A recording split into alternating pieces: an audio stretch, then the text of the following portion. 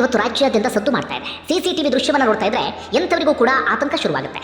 ಹೆಣ್ಣು ಮಕ್ಕಳಿಗೆ ಹಾಗಾದ್ರೆ ರಕ್ಷಣೆ ಇಲ್ವಾ ಎನ್ನುವಂತ ಪ್ರಶ್ನೆ ಮತ್ತೊಮ್ಮೆ ಮೂಡುತ್ತೆ. ನಲ್ಲಿ ಅದೇನಾಗ್ತಿದೆಯೋ ಗೊತ್ತಿಲ್ಲ, ಇಂತಹ ಸಾಲು ಸಾಲು ಘಟನೆಗಳು ನಡೀತಾ ಇದೆ. ಇಲ್ಲಿ ಪೊಲೀಸರ ಬಗ್ಗೆ ಅಥವಾ ನಮ್ಮ ಕಾರಣ ಬಗ್ಗೆ ಈ ಪುಂಡರಿಗೆ ಯಾವುದೇ ಭಯವೂ ಕೂಡ ಇದ್ದ ಕಾಣಿಸ್ತಾ ಇಲ್ಲ. ಗಾಂಜಾ ನಶೆಯಲ್ಲಿ ಕುಡಿದ ಮತ್ತಿನಲ್ಲಿ ಮನಸ್ಸಿಗೆ ಬಂದ ಹಾಗೆ ವರ್ತನೆಯನ್ನು ತೋರ್ತಿದ್ದಾರೆ. ಅದೆಷ್ಟೋ ಮಂದಿಗೆ ರಸ್ತೆಯಲ್ಲಿ ಓಡಾಡೋದೇ ಇದೀಗ ಕಷ್ಟ ಎನ್ನುವಂತ ಪರಿಸ್ಥಿತಿಯನ್ನು ಇವರೆಲ್ಲರೂ ಕೂಡ ನಿರ್ಮಾಣ ಮಾಡ್ತಿದ್ದಾರೆ. ಆದರೆ ಇಂತಹ ಘಟನೆಗಳಿಗೆ ಫುಲ್ ಸ್ಟಾಪ್ ಅನ್ನು ಇಡೋದಕ್ಕೆ ಸಾಧ್ಯ ಆಗ್ತಾ ಇಲ್ಲ, ಅಥವಾ ಈ ಪುಂಡರ ಹೆಡೆಮುರಿಯನ್ನು ಕಟ್ಟೋದಕ್ಕಂತೂ ಸಾಧ್ಯವೇ ಆಗ್ತಾ ಇಲ್ಲ. ಈಗ ನಾನು ಹೇಳ್ತಿರುವಂತಹ ಈ ಘಟನೆ ಇದೆಯಲ್ಲ ಕೇವಲ ಉದಾಹರಣೆ ಅಷ್ಟೇ. ಇಂತಹ ಸಾಲು ಸಾಲು ಘಟನೆಗಳು ಬೆಂಗಳೂರಲ್ಲಿ ಪ್ರತಿನಿತ್ಯ ನಡೀತಾ ಇದ್ದಾವೆ. ಅದು ಕೂಡ ರಾತ್ರಿ ಆಗಬೇಕು ಅಂತಲ್ಲ, ಹಾಡ ಹಗಲೇ ಇಂತಹ ಇನ್ಸಿಡೆಂಟ್ಗಳಿಗೆ ನಾವೆಲ್ಲರೂ ಕೂಡ ಸಾಕ್ಷಿ ಆಗ್ತಾ ಇದ್ದೇವೆ. ನಿಮ್ಮಲ್ಲಿ ಒಂದಷ್ಟು ಮಂದಿ ಇಂತಹ ಪರಿಸ್ಥಿತಿಯನ್ನು ಫೇಸ್ ಮಾಡಿರಬಹುದು ಅಥವಾ ಇಂತಹ ಘಟನೆಗಳಿಗೆ ಪ್ರತ್ಯಕ್ಷವಾಗಿ ಸಾಕ್ಷಿ ಆಗಿರಬಹುದು. ಇಲ್ಲಿ ನಡೆದಿರುವಂತಹ ಘಟನೆ ಏನಪ್ಪಾ ಅಂದ್ರೆ, ಓರ್ವ ಹೆಣ್ಣು ಮಗಳು ಮನೆಯಿಂದ ಹೊರಗಡೆ ಬಂದು ರಸ್ತೆಗೆ ಬರ್ತಾ ಇದ್ದ ಹಾಗೆ ಒಂದು 4-5 ಹುಡುಗರ ಗುಂಪು ಆ ಯುವತಿಯನ್ನ ಸುತ್ತುವರಿತವೆ. ಹಾಗೆ ಯುವತಿಗೆ ಮನಸ್ಸಿಗೆ ಬಂದ ಹಾಗೆ ಮಾತಾಡೋದಕ್ಕೆ ಶುರು ಮಾಡ್ಕೊಳ್ತಾರೆ. ಒಂದು ರೀತಿಯಲ್ಲಿ ನಿಂದಿಸುವ ರೀತಿಯಲ್ಲಿ ಅಥವಾ ಬೇರೆ ಬೇರೆ ರೀತಿಯಲ್ಲಿ ಮಾತಾಡೋದಕ್ಕೆ ಶುರು ಮಾಡ್ಕೊಳ್ತಾರೆ. ಮುಂದುವರೆದು ಹಾಡ ಹಗಲೇ ಸುತ್ತಮುತ್ತ ಜನ ಇದ್ದಂತಹ ಸಂದರ್ಭದಲ್ಲೇ, ಸುತ್ತಮುತ್ತ ಮನೆ ಇದ್ದಂತಹ ಸಂದರ್ಭದಲ್ಲೇ ಆ ಯುವತಿಯ ಕೈ ಹಿಡಿದು ಅಥವಾ ಖಾಸಗಿ ಅಂಗಗಳನ್ನ ಎಳೆದಾಡೋದಕ್ಕೆ ಶುರು ಮಾಡ್ಕೊಳ್ತಾರೆ. ಅದಾದ ಬಳಿಕ ಯುವತಿಗೆ ಮನಸ್ಸಿಗೆ ಬಂದ ಹಾಗೆ ಹಲ್ಲೆಯನ್ನ ಮಾಡಿದ್ದಾರೆ. ನಿನ್ನೆ ನಡೆದಿರುವಂತಹ ಘಟನೆ. ಈಗ ಸ್ವಲ್ಪ ಹೊತ್ತಿನ ಮುಂಚೆ ಈ ಘಟನೆಗೆ ಸಂಬಂಧಪಟ್ಟ ಹಾಗೆ FIR ದಾಖಲಾಗಿದೆ. ಸದ್ಯ ಮಾಧ್ಯಮಗಳಲ್ಲೂ ಕೂಡ ಸುದ್ದಿ ಆಗ್ತಾ ಇದೆ. ಸಹಜವಾಗಿ ಇದು ನೋಡ್ತಾ ಇದ್ದಾಗ ಎಲ್ರಿಗೂ ಕೂಡ ಆತಂಕ ಆಗೇ ಆಗುತ್ತೆ. ಮನೆ ಹೆಣ್ಮಕ್ಳನ್ನು ಹೇಗಪ್ಪ ಹೊರಗಡೆ ಕಳಿಸೋದು ಎನ್ನುವಂತ ಪ್ರಶ್ನೆ ಸಹಜವಾಗಿ ಮೂಡುತ್ತೆ. ಈಗ ಘಟನೆಯ ಡೀಟೇಲ್ ವಿಚಾರಕ್ಕೆ ಬರೋಣ. ಘಟನೆ ನಡೆದಿದ್ದು ಈ ಬಂದರಘಟ್ಟ ಪೊಲೀಸ್ ಸ್ಟೇಷನ್ ವ್ಯಾಪ್ತಿಯಲ್ಲಿ ಈ ಆನೇಕಲ್ನ ರೇಣುಕಾ ಎಲ್ಲಮ್ಮ ಎನ್ನುವಂತ ಬಡಾವಣೆ, ಮೈಲಸಂದ್ರ ಸಮೀಪ ಬರುತ್ತೆ ಈ ಏರಿಯಾ. ಓರ್ವ ಹೆಣ್ಣು ಮಗಳು ಅವರ ಕುಟುಂಬದ ಜೊತೆಗೆ ಆ ಏರಿಯಾಗೆ ಬಂದು ಹೆಚ್ಚು ಕಡಿಮೆ 1 ವಾರ ಅಷ್ಟೇ ಆಗಿದೆ. ಏರಿಯಾದ ಬಗ್ಗೆ ಹೆಚ್ಚಿನ ಪರಿಚಯ ಇಲ್ಲ. ನಿನ್ನೆ ಸಂಜೆ 4 ಗಂಟೆಯ ಸುಮಾರಿಗೆ ಆ ಯುವತಿ ಇದ್ದಂಥ ಮನೆಯ ಎದುರುಗಡೆ ರಸ್ತೆಯಲ್ಲಿ ಒಂದು 4-5 ಪುಂಡರು ನಿಂತ್ಕೊಂಡಿರ್ತಾರೆ. ಗಾಂಜಾ ನಶೆಯಲ್ಲಿ ತೇಲಾಡ್ತಿರ್ತಾರೆ. ಏನು ಮಾಡ್ತಿದ್ದೀವಿ ಅಂತ ಅವರಿಗೆ ಗೊತ್ತಾಗಿರೋದಿಲ್ಲ. ಪರಸ್ಪರ ಜಗಳ ಆಡ್ತಿರ್ತಾರೆ.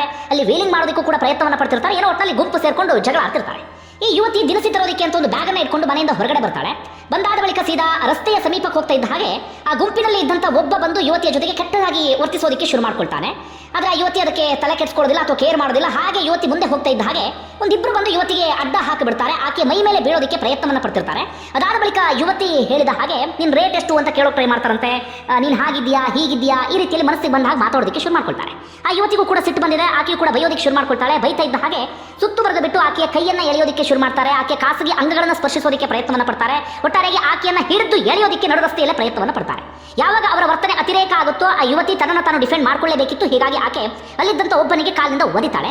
ಒದಿತಾ ಇದ್ದ ಹಾಗೆ ಆ ಯುವತಿ ನಾವು ಪ್ರಶಂಸೆಯನ್ನು ವ್ಯಕ್ತಪಡಿಸಲೇಬೇಕು. ಆ ಸಂದರ್ಭಕ್ಕೆ ಹೆದರಿ ಕೂತ್ಕೊಳ್ಳೋದಿಲ್ಲ ಅಥವಾ ತೀರಾ ಆತಂಕದಲ್ಲಿ ಅಲ್ಲೇ ಮುದುಡಿ ಕೂತ್ಕೊಳ್ಳೋದಿಲ್ಲ. ಅದರ ಬದಲಾಗಿ ಆಕೆ ಸೆಲ್ಫ್ ಡಿಫೆನ್ಸ್ಗೆ ಪ್ರಯತ್ನವನ್ನು ಪಟ್ಟಿದ್ದಾಳೆ. ಜೊತೆಗೆ ಅವರಿಗೆ ಹೊಡೆಯೋದಕ್ಕೂ ಕೂಡ ಆಕೆ ಮುಂದಾಗಿದ್ದಾಳೆ. ಇಷ್ಟು ಆಗ್ತಾ ಇದ್ದ ಹಾಗೆ ಅದರಲ್ಲಿದ್ದಂಥ ಒಬ್ಬ ಪುಂಡ ಆ ಯುವತಿ ಮನಸ್ಸಿಗೆ ಬಂದ ಹಾಗೆ ಆಕೆಯ ಕೂದಲನ್ನು ಹಿಡಿದು ಹೊಡೆಯೋದಕ್ಕೆ ಶುರು ಮಾಡ್ಕೊಳ್ತಾನೆ. ಆಕೆಯ ದೇಹದ ಬೇರೆ ಬೇರೆ ಭಾಗಗಳ ಮೇಲೆ ಆತ ಹಲ್ಲೆಯನ್ನ ಮಾಡಿಬಿಡ್ತಾನೆ. ಇಷ್ಟೆಲ್ಲ ಆಗ್ತಾ ಇದ್ದ ಹಾಗೆ ಅಲ್ಲಿದ್ದಂಥ ಸ್ಥಳೀಯರು ಒಂದಿಬ್ರು ಆ ಯುವತಿಯ ಸಹಾಯಕ್ಕೆ ಅಂತ ಹೇಳಿ ಮುಂದೆ ಬರ್ತಾರೆ. ಆ ಯುವತಿಯನ್ನ ಸೀದಾ ಮನೆ ಒಳಗಡೆ ಕಳಿಸುವಂತ ಕೆಲಸವನ್ನ ಮಾಡ್ತಾರೆ. ಅಷ್ಟಕ್ಕೆ ಆ ಹುಡುಗರು ಸುಮ್ಮನೆ ಆಗೋದಿಲ್ಲ. ಒಂದು 3-4 ಜನ ಹುಡುಗರು ಬರ್ತಾರೆ. ಆ ಗಾಂಜಾ ನಶೆಯಲ್ಲಿ ಆ ಯುವತಿಯ ಮನೆಯ ಗೇಟನ್ನು ಜೋರಾಗಿ ಹೊಡೆಯೋದಕ್ಕೆ ಶುರು ಮಾಡ್ಕೊಳ್ತಾರೆ. ಅಷ್ಟು ಮಾತ್ರ ಅಲ್ಲ, ಆಕೆಯ ಮನೆ ಒಳಗಡೆ ನುಗ್ಗೋದಕ್ಕೆ ಪ್ರಯತ್ನವನ್ನು ಪಡ್ತಾರೆ. ಅದಾದ ಬಳಿಕ ನಾವು ಯಾರು ಗೊತ್ತಾ ಅಂತೇಳಿ ಧಮಕಿ ಹಾಕುವಂತ ಕೆಲಸವನ್ನ ಮಾಡ್ತಾರೆ. ಇಷ್ಟೆಲ್ಲ ಆದ ಬಳಿಕ ರಾತ್ರಿ ಸುಮಾರಿಗೆ ಆ ಕಾಟ ಕೊಟ್ಟಂತ ಯುವಕನ ಪೋಷಕರು ಕೂಡ ಯುವತಿಯ ಮನೆ ಹತ್ರ ಬಂದು ಗಲಾಟೆಯನ್ನು ಮಾಡೋದಕ್ಕೆ ಪ್ರಯತ್ನವನ್ನು ಪಡ್ತಾರೆ. ಅಷ್ಟು ಮಾತ್ರ ಅಲ್ಲ, ಅವರೆಲ್ಲರೂ ಕೂಡ ತಮ್ಮ ಮಕ್ಕಳನ್ನ ಅಥವಾ ಮಗನನ್ನ ಸಮರ್ಥನೆ ಮಾಡ್ಕೊಳ್ತಾರೆ. ನಮ್ಮ ಮಗನೇ ಮಾಡಿದ್ದು ಸರಿ ಎನ್ನುವ ರೀತಿಯಲ್ಲಿ. ಇಂತಹ ಪೋಷಕರು ಇರುವವರೆಗೂ ಕೂಡ ಮಕ್ಕಳು ಯಾವತ್ತಿಗೂ ಕೂಡ ಸರಿಯಾಗೋದಕ್ಕೆ ಸಾಧ್ಯವೇ ಇಲ್ಲ.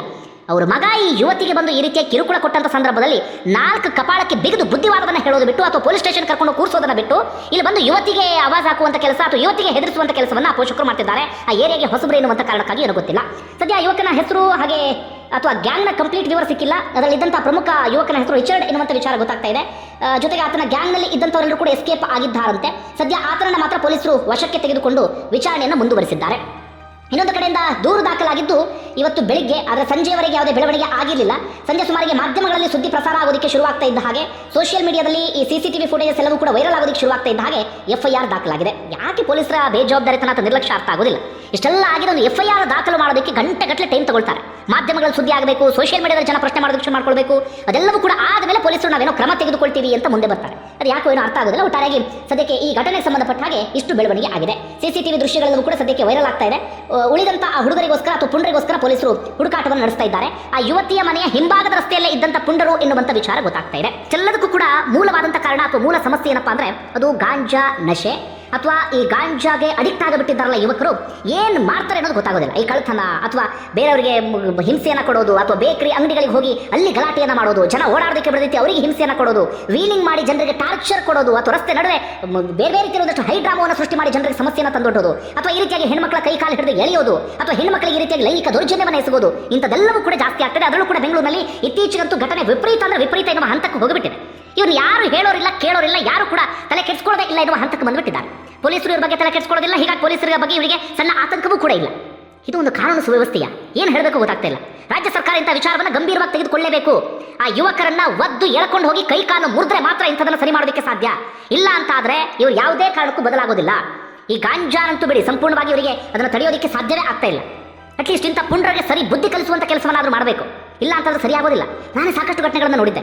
ಅಲ್ಲಿ ಬೇಕರಿ ಹತ್ರ ಬರೋದು, ಆ ಗಾಂಜಾ ರಾಶಿಯಲ್ಲಿ ಗಲಾಟೆ ಮಾಡೋದು, ಕೇಳಿದ್ರೆ ನಾವು MLA ಕಡೆ ಹುಡುಗರು, ಕಾರ್ಪೊರೇಟರ್ಗಳ ಕೂಡ ಹುಡುಗರು, ನಾವು ಅವ್ರ ಹುಡುಗರು ಇವ್ರ ಹುಡುಗರು ಅನ್ನೋದು. ಅದಾದ ಬಳಿಕ ಯಾರಾದರೂ ದೂರು ಕೊಟ್ಟು ಪೊಲೀಸರು ಏನಾದರೂ ಸ್ಪಾಟಿಗೆ ಬಂದುಬಿಟ್ರೆ ಆ MLAನೋ ಕಾರ್ಪೊರೇಟ್ರೋ ಫೋನ್ ಮಾಡಿ ಆ ಯುವಕರನ್ನ ತಕ್ಷಣ ಬಿಡಿಸೋದು. ಒಂದು ರೀತಿಯಲ್ಲಿ ಇಂಥದ್ದು ನಡೆದು ಹೋಗ್ತಾ ಇದೆ. ಹೀಗಾಗಿ ಯಾರಿಗೂ ಕೂಡ ಯಾರ ಬಗ್ಗೆನೂ ಕೂಡ ಆತಂಕ ಇಲ್ಲ. ಸರಿಯಾದ ಬೇಕರಿ ಇಟ್ಕೊಳ್ಳೋಕೆ ಸಾಧ್ಯ ಆಗೋದಿಲ್ಲ, ಇಲ್ಲಿ ಒಂದು ಅಂಗಡಿ ಇಟ್ಕೊಳ್ಳೋಕೆ ಸಾಧ್ಯ ಆಗೋದಿಲ್ಲ, ಹೆಣ್ಮಕ್ಳು ನಿರ್ಭೀತಿಯಿಂದ ರಸ್ತೆಯಲ್ಲಿ ಓಡಾಡೋದಕ್ಕೆ ಸಾಧ್ಯ ಆಗ್ತಾ ಇಲ್ಲ. ಇಂಥದ್ದೊಂದು ಪರಿಸ್ಥಿತಿಯನ್ನು ನಮ್ಮ ರಾಜ್ಯದಲ್ಲಿ ಇವರೆಲ್ಲರೂ ಕೂಡ ಸೇರ್ಕೊಂಡು ಸೃಷ್ಟಿ ಮಾಡಿಬಿಟ್ಟಿದ್ದಾರೆ. ಯಾವಾಗ ಸರಿಯಾಗುತ್ತೋ ಗೊತ್ತಿಲ್ಲ. ಧನ್ಯವಾದ. ವಿಡಿಯೋ ನೋಡಿ.